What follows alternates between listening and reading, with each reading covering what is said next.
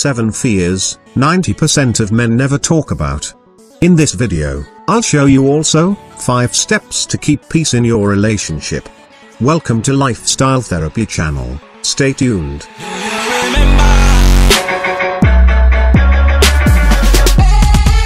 To get access to the latest from Lifestyle Therapy, be sure to hit that subscribe button and turn on your notifications. Number 1. Other men can be a threat. When men are in a relationship, they are dismayed not to lose their girl, so they will be jealous of any man who talks to their girlfriend. Men's jealousy is not usually as obvious as women's, however, it hurts their self-esteem just as much. Your partner might show no signs of being worried when you tell him about a male colleague with a wonderful sense of humor. But you should know this, he worries a lot, and he compares himself with a potential competitor.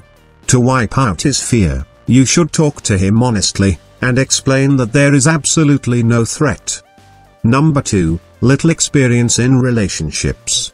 Something that causes men a lot of stress is to think that their little experience with women will make the girls have no interest in them, because they will not know how to handle any situation.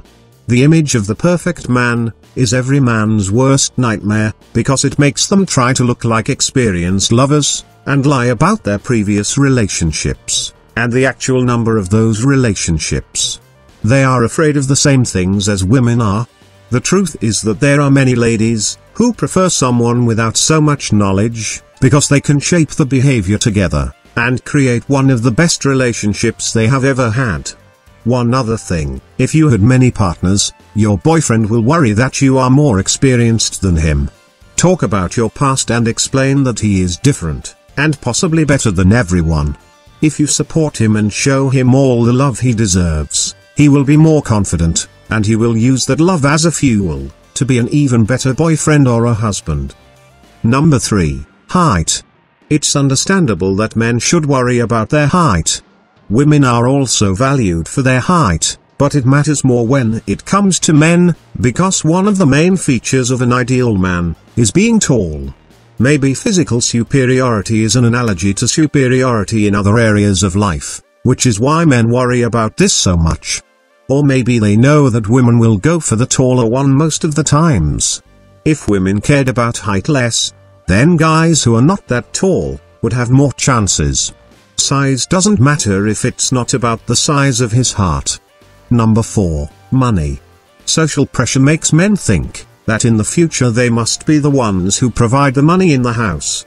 Their financial status is the reason why they worry the most. Besides that, in most of the world, men have the habit of paying for a dinner on the first date. Many women do not care so much that men have a bad financial situation when they are dating them. And if your partner cares a lot about luxury, it is probably not worth going out with such person, because it might be that she doesn't care about you at all.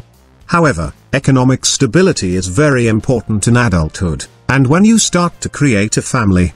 Number 5, body. People think that women are conscious about their body. They are constantly trying to achieve the perfect figure, and from a very young age, women are taught to think their body should be ideal all the time. They think they should work out constantly and follow a diet. There are no such stereotypes about men. But this doesn't mean they don't worry about their physical shape, or compare it with well-built men in magazines. How else would you explain the rising fame of men fitness magazines? However, what most people do not know is that the percentage of men sweating out in the gym is greater than women. Otherwise, why would men spend so much time in the gym? Their worst fear is somebody mentioning their beer belly, so men worry about their bodies too.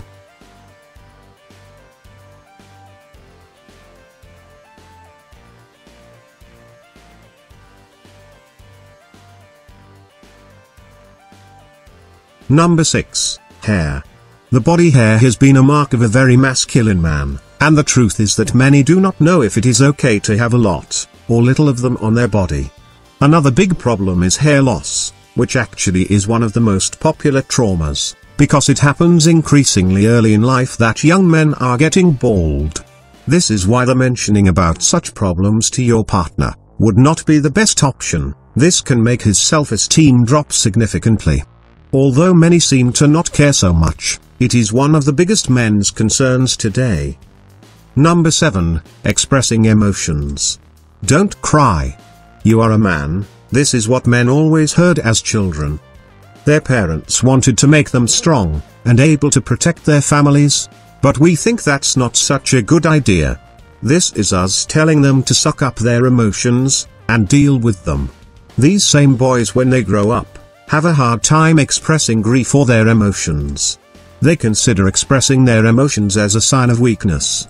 We as a society need to stop pressurizing men, and allow them to openly express their feelings, without humiliating them.